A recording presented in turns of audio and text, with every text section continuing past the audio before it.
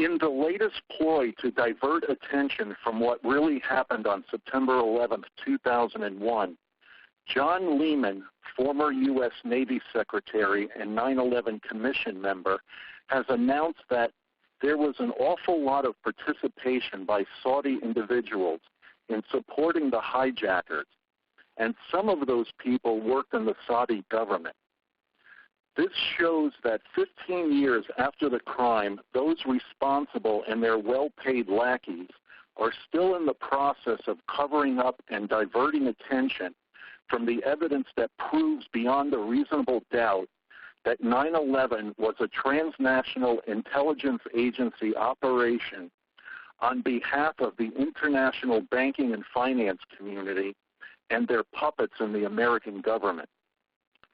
If one turns off the criminal Western mass media and rejects the NIST report for the contrived piece of criminal cover-up pseudoscience that it is, and actually investigate the evidence that was left once they carted off the steel from the Twin Towers to China, what you are left with is solid evidence implicating those I just mentioned. All this nonsense and game playing with this so-called 28 pages is a ploy to divert attention from the actual criminals.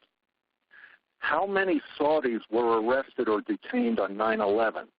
None. How many Mossad agents were arrested or detained on 9/11 by local law enforcement who had no knowledge or participation in this crime? Dozens. Why are we even discussing the Saudis as the main perpetrators? Shouldn't we as a people be discussing the Mossad arrests, including the crew who self-admittingly were across the Hudson River to document the event, proving foreknowledge?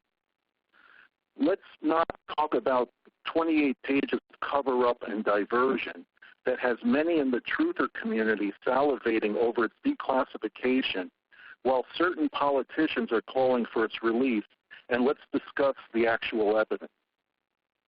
Who set the Twin Towers and Building 7 with precisely timed charges, as proved by objective scientific studies conducted by Danish scientist Niels Harrit?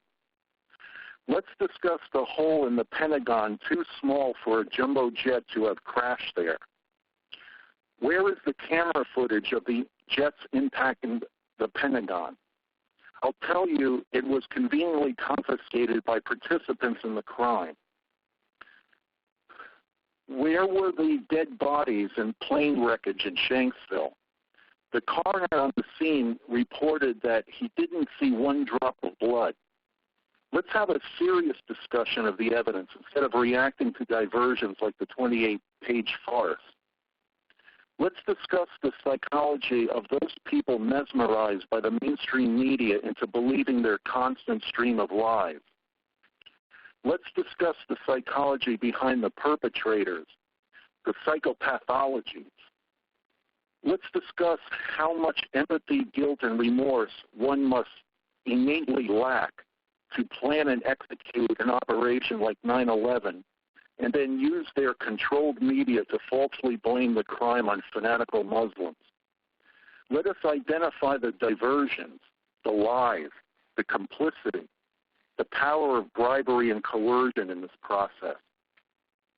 If people keep their frightened and unconcerned heads in the ground much longer, then we are going to see more 9/11s at home, while in some parts of the world, like Syria and Gaza, 9/11 is something that could occur at any time of the day or night. Forget the 28 pages and start concentrating on the countless pages of information that is routinely ignored by most of us, that leads directly to those in organized psychopathy and their lackeys in politics, who are the real planners and minions in this crime that has ultimately caused the suffering of millions, both on 9/11 and in the following wars of invasion and resource extraction.